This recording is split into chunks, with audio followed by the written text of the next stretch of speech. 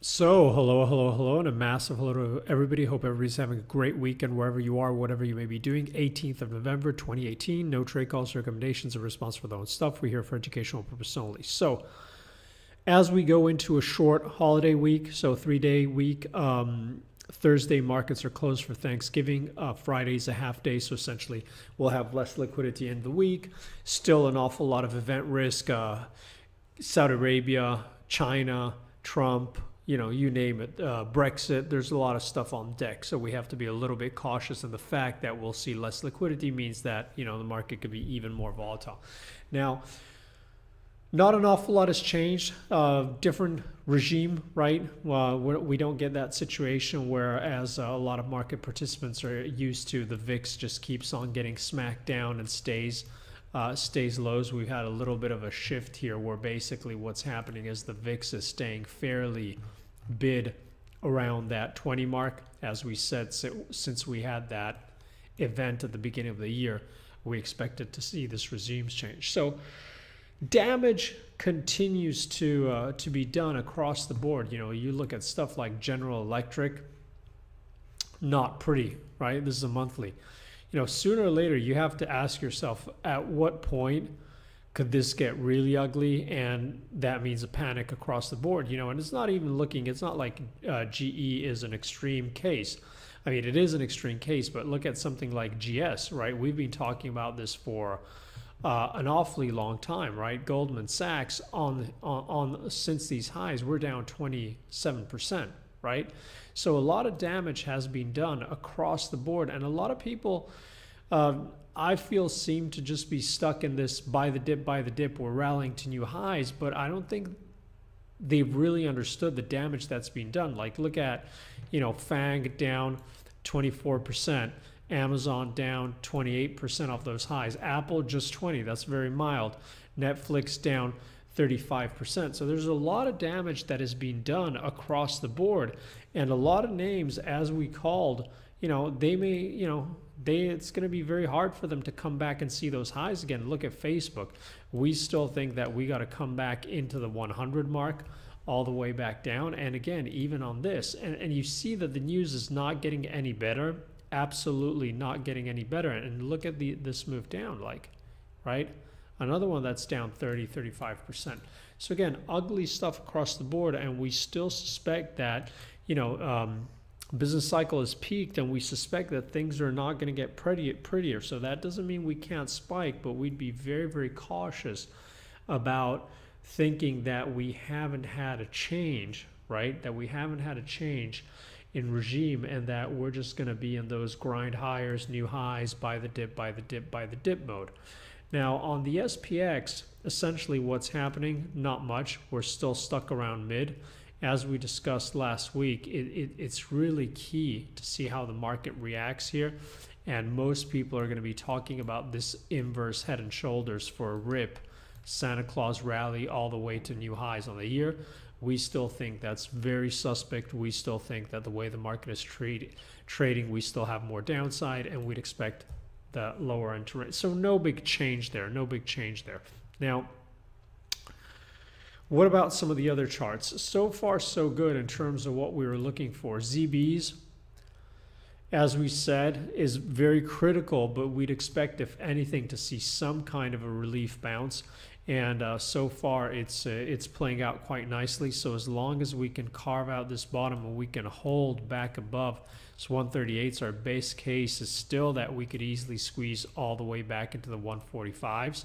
Now, it's still a heavy tone, but this has been a very big move down, very technical move down, completed in extensions, and now this is just a little bit of a healthy retracement. Now, it could really get traction if we trade back above these 145s, but now this is just a little bit of a healthy retracement, so no big change for us there.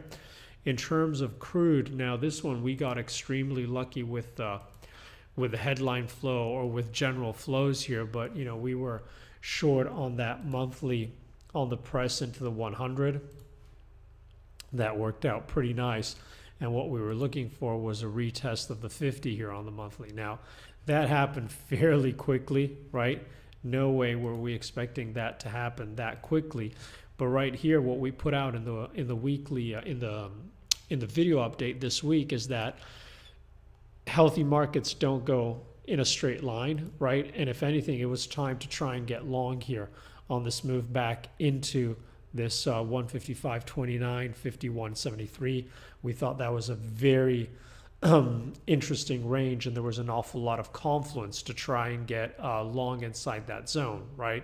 Not only did we have the confluence of the trend line, we had the 50 back coming in of this move, we had some moving averages, we had previous resistance that should act as support. Again, I'm not going to go through all the things we discussed in the video, but that was a very nice move there as it bounced pretty much. It came all the way 54s, but off the beginning of that zone, right, 55.23s, bounced all the way up pretty much at the 20, almost 58. So very nice bounce. Now here we'll have to see how this trades this week. I mean, the headline flow could really help this bounce back into the 60, 62s, and there it could squeeze. But it almost feels like it's too easy, it's too pure. I mean, here again on the longs are in play. The trade's going to be a B or better trade, so you can't really, you have to let it do what it wants to do. But I would be very cautious going into the week. I'm not going to change anything. It's just that this is a broader support zone, and this is clearly not a sell zone. This is a buy zone, and right here, this may have already triggered for the move back up. Now, the big question is this going to go cocaine angel as it catches everybody off guard as we start to get OPEC trying to ramp this up all the way back towards the 70 or 80, or are we going to see a messy feed? Now, I suspect it'll be fairly messy, so going into the week, I'd say, that 62.70s is going to be the bull bear line for pivotal level, either for very aggressive upside or more downside. But right now, it looks like it's trying to carve out a little bit of a bottom here. Now, in terms of GC, what's happening on gold? This is another tricky one, and it looks like it's trying to bounce. Our base case is still that we have to end up higher, right? But most likely that's a trade we'll be looking at going into next year, going towards the back end of December. So nothing has changed for us. We would not be surprised to see a flush to try and take out these stops here, but ultimately we think that if we get that, especially into December, we'd expect that to be a buying opportunity. Right here, in terms of the bigger picture, this is still a whole build swing long position for us to try and play for a bigger rotation higher, but these moves seem a little bit suspect. So we don't mind trying the tactical longs in this range, but we're cautious and we understand there could be a flush. And we expect to see an awful lot of overhead resistance here. And if we can clip back above this zone, we expect a lot of stops to get triggered here. And we expect the move to 1300 from day or week close above the 1250 to potentially be very explosive. So nothing much has really changed there. Okay, nothing much has really changed there. So we just have to be very, very patient and let the market do what it has to do, right? And we clearly don't want to get too aggressive too early, and it's just a question of being a little bit patient. We'll discuss this a lot more in the coming weeks in terms of how we're going to look at this in December through into January. We have some trades we usually put on every year, so this year is not going to be any different really. So we'll look at that, but it just takes we just want to be a little bit more patient, and we'll do that sometime this week. Now, speaking of that, if you're looking at that, you'd have to look at the DXY, and on the DXY, we've been talking about this for an awfully long time, and we've had a lot of kickback, a lot of people saying we're being stubborn on the short side here, and we still maintain the same thing. We're not looking at it in terms of trying to be stubborn or not. We're just looking at the levels, and our base case is that we're focusing on this in terms of the weekly closes. And every time we start to get these presses up here, we said, again, we're not going to get excited as far as we don't get a weekly close above here. We still think we could easily see smackdowns, and for a number of reasons we discussed, we still use these presses unless we get a close back above here as a fade opportunity, right? And you see here we close the week negative again. So now it's still the same thing. As long as this holds, there's a potential for us to trade and close back below here and flush a lot of players and see that move back to the 92.60s. Now, is the trade under pressure? You bet it's under pressure, but still we think that it's paid so far to be tactical here because the longs into this area have got no real follow through, whereas all the tactical shorts into this zone, you've had opportunity to play for a bigger follow through and manage that trade accordingly, right? So BE or better trades. So we still much prefer to fade that, even though it's bid, right? It's trying to press higher. We still think the path of least resistance is for this to unwind a little bit lower. Now, ultimately, this still remains all a big chop zone, right? But we're not going to change our mind. And that also falls into line with our view of the euro, or the way we've been looking at the euro, and that hasn't really changed. So we came into this week saying, well, below that 113, euro is particularly heavy. But we're going to be looking to try and fade this on any failure to hold below the 113. We're looking to get long, whether that's for a counter trend move that into this descending trend line, whether that's a move for back in the middle of this broader range, whether that's a move back into the opposite side of the range, it doesn't matter. We're still focused on this level, and we're clearly understand that this is a bull bear line, and we have no interest to stay short as long as these levels get flushed and we can't hold below. Now, what's interesting in this setup, not only the way it trades around the moving averages, and just as a reminder, this could potentially be setting up an interesting seasonal play, right? Because we know that in any case, euro going into December tends to be a fairly bullish month.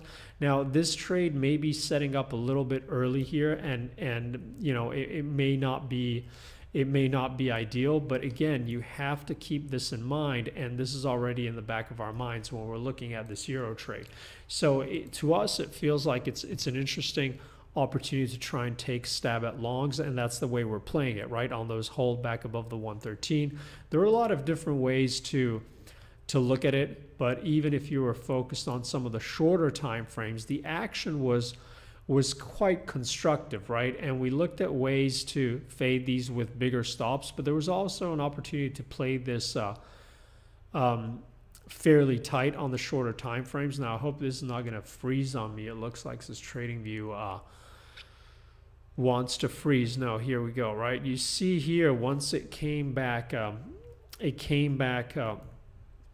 through on these 1 hours, you see you had this impulsive leg here with this big strong close, and then you see how it's kept on basing right at this level, right? So it's much easier to get long on the move back above the 113 with fairly defined risk here for the move higher. And if you look at it on the weekly, what we said is heads up on the weekly, because that's a key level. So if it can coil here, now put some moving averages on here, and you can see it's the opposite of the DXY again. What's happening? We're back in that chop zone, right? Except here you have the 50 to the upside, you have the 100 in the middle, and you have the 200 to the downside, right? So it's exactly the same thing, and you still have that chop. So the only assumption here is not trying to be, it's not rocket science. It's just saying, okay, now we've reversed that 113 held. If this can hold, well, then there's a good chance that we can move either back to mid or to the opposite side of the range. Now, and if on top of this, you're getting, because, market's still very long dollars, if you can get this to kick in and squeeze a little bit, and if this can continue throughout the month of November, the back end of the month into a seasonally bullish period for euro, then that could be a fairly explosive cocktail, right? So it's an interesting trade. Now, as we discussed, there are a lot of ifs, but that's trading, right? If this happens, then that has a good chance of happening. If that happens, well, then maybe this won't happen. That's the way we look at stuff. So we're not going to change our tune here. It's another trade that everybody, from the update, it should be break even or better. So it doesn't matter how it plays out, but clearly that's the potential, and that's what we're looking at. Similarly to gold, right? Still would not be surprised, especially in a thin, illiquid market on a holiday week, to see the market try and smack down and go stop fishing to attempt some drive-bys. But, it is what it is. But this whole, what's very interesting with this whole DXY move, again, is that you've seen that this rip higher and failure has happened in the context of our Aussie and Kiwi swings that are still very much in play and didn't get too much pressure at all, right? So going back here on the Aussie, there, you see how technical this was. Just a reminder, right? We got this failure to hold below. We got a chance to get long, ripped all the way through, came back into nice little retracement. The moving average held, the fib levels held, and now it's trying to move out in extensions all the way back to the 200. So, this is still very constructive for these commodity currencies. Now, Kiwi's already completed pretty much what we would call the primary move back into trend. So essentially you see here, it's the same kind of, we've gone all the way through, had that little retracement, we're back into the 200. So the big question here now is this reversal on the DXY weekly going to stick? That's the big question, right? And that's going to have, of course, impact on crude, impact on gold, etc. So that's really the key thing to keep an eye out for. Is this going to stick? Now, this is on the daily, right? It could still come in and it could still hold, and this could just be a very healthy retracement. That's why we said both the bull and the bear case are still very much in play here. And that's going to be, or is it going to break down, right? So is this tight channel, right? That's the big question. Is this tight channel that's trying to rotate back up, very bullish configuration on the daily, right? Is it going to hold even if it holds in a sloppy way lower down for the break higher? Or is this weekly, right, the bigger time frame, essentially telling us, no, this is the fake out that's going to hold, and because the market is extremely long dollars, etc., we're going to get an unwind, and we're going to clip a bunch of these stops, and we're going to go further down. That's the trade across the board. You can look at it even here on yen, right? Our base case is we're still on these, on Nikkei, looking for this to hold and come back into the yearly lows, and we're looking for this area to hold on the yen for a move back to the 110s. Right now, going into the week, really the ping pong area is 114, 112, right? And that's the trades in place. So that 112 is going to be the bull bear line going into the week, right? Expect that to be the key level you want to focus on yen. But again, it's as usual, it's the same trade across the board. Sometimes it's everything's a lot more in sync than others, but it's the same trade across the board. Now, if you're looking at equities again, remember the focus is simply and squarely on the pivotal levels: 2,700 on the ES, 25,000 on the Dow, 1,600 on the Russell, and 7,000 on the Nasdaq. And you see so far we're seeing a lot of chop around them, and we're getting these miracle headlines, right? China headlines every time the market is looking very heavy intraday. By the way, the liquidity is shocking, very, very bad. All of a sudden you're getting like these silly headlines or BS headlines, and then all it takes is a couple of hundred lots and this starts moving, right? So it is what it is. Usually it doesn't end well, but you can see here how we're essentially stuck between the around the pivotal levels, and you've got the 200, so it's still below the 200, still below the 200. YM above the 100 is a rotation out of growth and into value, right? Russell still holding very, very heavy below the pivotal level and below the area. We still think it's just buying time, but we think that if you look at the way a lot of the single names are trading, A lot of the big guys are offloading a lot of stock, and I think the insiders have been offloading all the way through the buyback craziness. And now these past weeks, we're starting to see some of the bigger guys start to offload. So I still think we could get a little bit of a pop, but our base case remains that the highs are in for the year, and that even if we go higher, it has to be a bit uglier lower beforehand. So that's pretty much where we stand. There's nothing exceptionally new. This is the FANG, right? Came back in, well, completed quite nicely these moves down, then came right back into the 50 smackdown. So this again for us is pointing to a move much lower in FANGs. And what else have we got here? And again, you know, it's another story, right? That NVIDIA, it's the same story. I posted on the blog a recap, right? If you go back to July on that Netflix earning release, you know, they're coming out, they're missing, or the earnings are not that great, they're guiding lower, and the market has to reprice. And you're seeing this across the board. The market has to reprice, where a lot of these buy the dippers are just stuck in this buy the dip mentality, but they forget, right? Market is always a forward pricing machine, right? It's pricing in future earnings, it's pricing in the future. And we've peaked in terms of the business cycle. And now with all these big names starting to, you know, whether, you know, these bogus fabricating earnings forecasts that they managed to beat here and there, but they're guiding lower. They're all guiding lower, right? So the market's repricing. So this is quietly happening as the talking heads keep on talking about buying the dip. You're seeing a lot of names huge down and markets repricing. Now, at what point has it repriced enough? That's going to be a big question. But as we've said before, and as has been our base case, if you follow the market, you know, all the names, Apple, Amazon, you know, they have shed 50% of their value more than once, right? And that's just the way things go. So we would still expect a lot of these names to have to shed, you know, 30 to 50% of the value before we would be interested in trying to buy this dip again. And we'll have to see how that plays in the tariff war, how that plays into Powell and what the Fed is going to do, and how all this manages to play out in a market with shockingly low liquidity, right? And all those things are factors that are pointing to, you know, something not too pretty happening. Now, again, it's not the end of the world. We're not calling for the end of the world. We're just looking for a good reset, a good repricing, and a move back to healthier markets. That's all. So let's see what we get. And again, the plan this week is fairly slow, low liquidity.